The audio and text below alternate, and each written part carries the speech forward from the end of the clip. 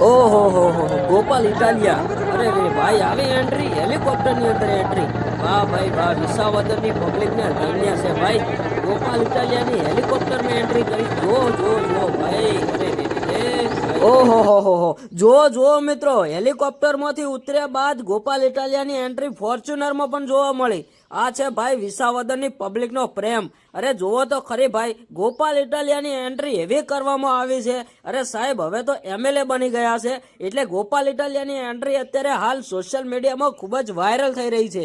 દર્શક મિત્રો, તમને ખબર હશે કે ગોપાલ ઇટાલિયા વિસાવદર ની અંદર જીત્યા છે અને ખૂબ જ એવું નામ કમાવ્યા છે. તો મિત્રો તમને ખબર હશે કે પેટા ચૂંટણી એમાં મિત્રો સામે મોટી પાર્ટી હતી પણ હારી ગઈ છે, અને અત્યારે હાલ વિસાવદર ની અંદર ગોપાલ ઇટાલિયાની જીત થઈ છે.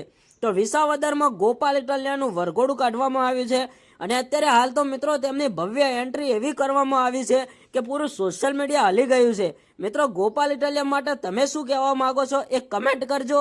અને મિત્રો ગોપાલ ઇટાલિયા એક ખેડૂતના દીકરા છે, એટલે મિત્રો ખેડૂતોની પબ્લિકનો એવો પ્રેમ છે સાહેબ, એટલે ગોપાલ ઇટાલિયા અત્યારે હાલ વિસાવદરની જનતાને એવું કહી રહ્યા છે કે હવે ખેડૂતોને કંઈ નુકસાન નહીં આવે કે કંઈ ટેન્શન લેવાની જરૂર નથી, હવે તમારો ભાઈ ગોપાલ આવી ગયો છે. એટલે મિત્રો વિસાવદરની જનતાના ખેડૂતોને હવે પણ એવું લાગી રહ્યું છે કે હવે કોઈ અમારી સાથે છે, હવે અમે એકલા નથી, હવે અમારે પક્ષમાં કોઈ ઊભું છે. એટલે મિત્રો ગોપાલ ઇટાલિયાનો ખેડૂતોને પૂરેપૂરો સાથ મળ્યો છે, અને અત્યારે હાલ વિસાવદરમાં ગોપાલ ઇટાલિયાની જીત થઈ છે.